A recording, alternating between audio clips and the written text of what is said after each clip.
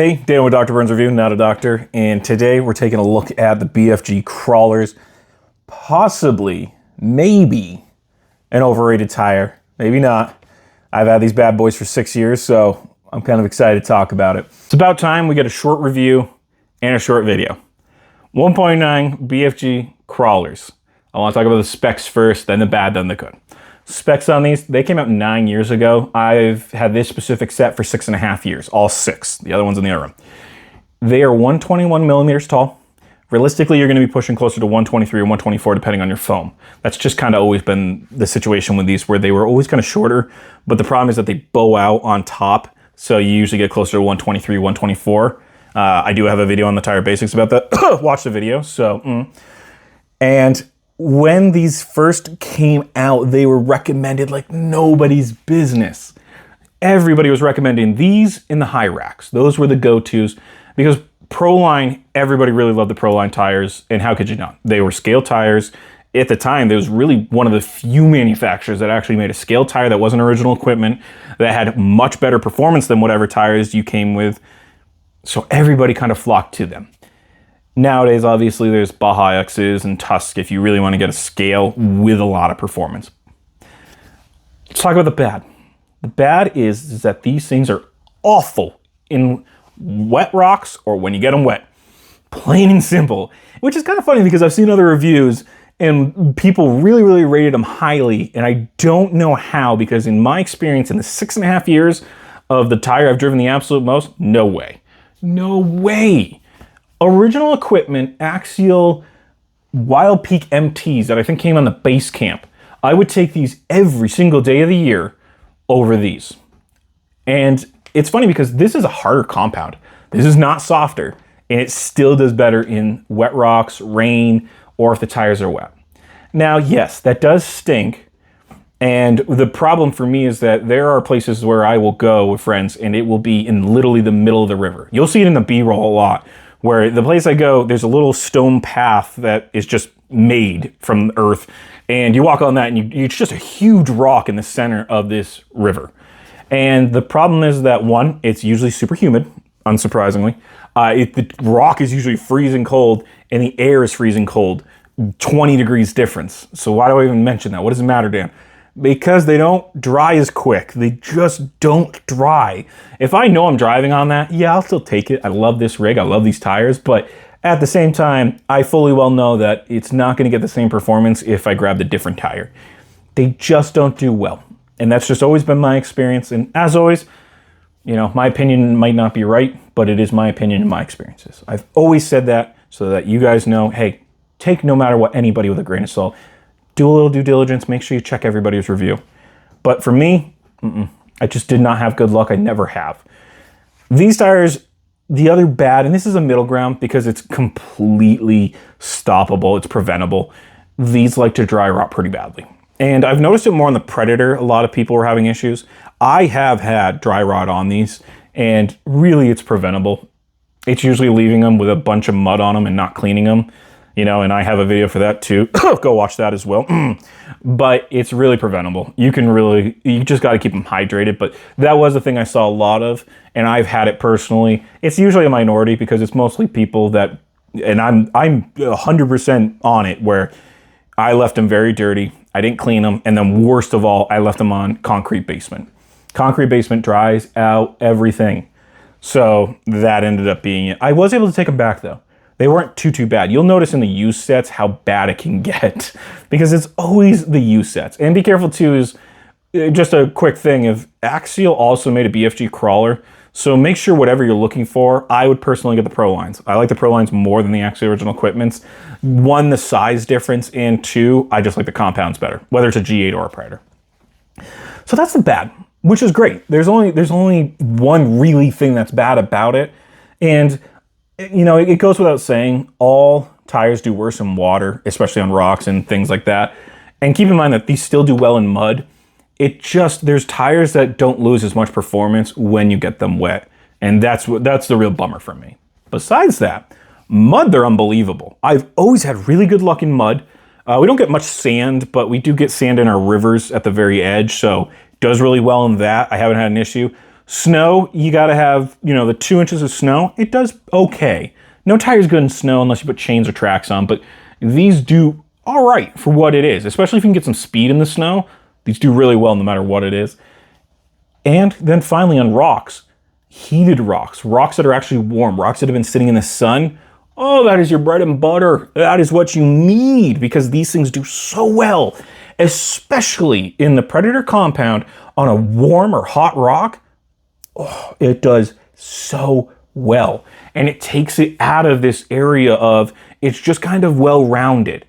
And that's really the best way I can describe it. It's a very well-rounded tire all around. It does very well. And that water thing is not a deal breaker. It just stinks for my specific situation. 90% of people are not going to be in the same environment of standing in a rock in the middle of a river, driving your RC crawler around on this tall rock. That's just not what people are going to have. So for most people, that's not a deal breaker anyway. And it wasn't even a deal breaker for me. I still like these tires. But warm rocks, my gosh, does it do unbelievable. We have a copper mine down the road from me, and it is severely steep. It's very steep to the point where you can't walk up it. You got to walk around, and it's a whole thing, but it's wide open, and the sun's hitting it constantly. These things become in a category of their own at that point, and all tires are going to do that. It's just surprising that temperature plays such a big role when it comes to these, because even when, you know, you get them wet, they're terrible. But it's the complete opposite when it's warm out. You magically get better performance than most other tires. It's weird how that works. But if you're in, like, I don't know, Colorado or Moab, or you're in a place where the rocks are always warm, or you get red rock or anything like that, where there's not going to be a lot of water around, you're not going to have that issue, oh, I'd recommend these all day long. If you want a scale tire, they're much better performing tires. But at that point, I wouldn't tell you to get the G8s like I have. Go get those Predators. Get the Predators in the 1.9s if you want a good all-arounder scale tire and you know it's going to be warm rocks. Those are the ones to get. I always love them. And the design's great. Aesthetically, this is a great design, and personally, I love them. Now my 2 cents and kind of story time. So if you're good with a review and you want to check off, no worries. I'll see you in the next one. This is more for if people want kind of, not brutally honest, but just more of the backstory behind this and kind of how I did it. And if you're looking to buy a set of tires, how I would buy them.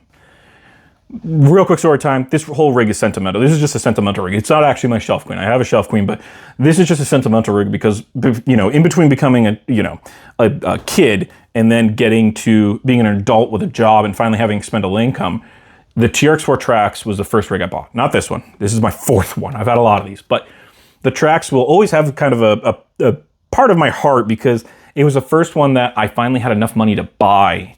And when I bought it, I needed to do upgrades on it. And the first set of good tires I ever bought was these guys. Because before then, 114 millimeter Endura, $20 for a set of 4, had to come from China and you had to wait. Because at the time, Endura wasn't hot and heavy into Amazon at the time. It was still more of they had some pieces on there, but it was like upgrades, like a brass cover, bumper mount. Nowadays, it's much better situation, which I love, but getting off topic. The crawlers were the first thing I spent good money on, and that's why they mean a lot to me, really, this whole rig, like I said, but the tires especially, because I had to buy 6 of them, because like some in pairs, I had a full-size spare. I've always had spares. And at the time, $90 was a lot of money just to buy tires for an RC car. Obviously, everybody's situation is different, as I always say, but at the time, for me, that was a ton of money. That was really hard to justify $100 for just tires. And I remember my girlfriend, who I'm still dating now, but I remember her looking at me and going, "You're going to spend $100 on RC tires?" And I know everybody has probably gotten this from their significant other or anybody they're dating or their partner or whatever it may be. They've gotten "You're going to spend how much on RC tires? Can you run that number by me again?" And that was this so bad. And even me, in my own mind, I was like, do I really want to spend $100 on RC tires? I could spend that on a lot of different things.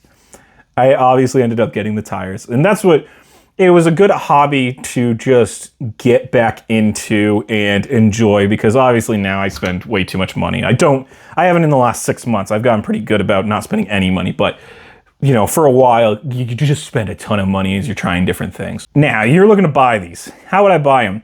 I would buy them used because you know what? It's hard to recommend used. Here's the reason. Pro-Line dropped the pricing. It used to be $35 or $38 a pair for these silly Pro-Line 1.9 RC crawler tires. In all of the Pro-Line, it was $35 or $38. Now they recently dropped it to $25. It used to be a smoking deal. If you could get a set of 6 for $60, that was a smoking deal at the time of when they were $35 and $38. Now that they're at $25 and $28, I mean, they start at $28. I think they're lower than they start. I think they're down to $25. $75 for 3 sets of tires or 3 pairs of tires is not bad. It's not bad at all. So yeah, I could get used, but if I was going to do used, it had to be one heck, like it'd have to be like $30 for 4. Because really, if it's $40, I'm going to go spend $10 and get a brand new set of tires. Just my mentality. Now, if Pro-Line raises their prices again like a bunch of jerks, then no, I would say just go get used. But used are tough because a lot of times they're not taken care of and you get dry rotted tires. You got to be really, really careful. If that tire is gray to white, be very careful because 9 times out of 10, if you take that tire and split it open or start to pull on the actual top of the tread, it'll split. Or it'll already be split, I should say. You'll see all the, like these. These you would never know up close and personal, but if I take it off the rim and pull it open, you'll see where the dry rot cracks were. So just be careful, but really it's hard to recommend used unless it's a smoking deal, or if it comes on a set of rims. Set of rims and tires for $50, like if you're getting one thing for free, you know what I mean? Like if you buy a set of rims and they're normally $50 and you get the tires and wheels for $50, yeah, that's a great deal, I'd take that. I'd be happy with that. You get something free, and worst case, you sell the other thing. That's gonna do it. I wanted a short video. For the love of anything, I want a short video. So I'm gonna try to do more of these where it's back to reviews and my own 2 cents. There's gonna be probably shorter videos.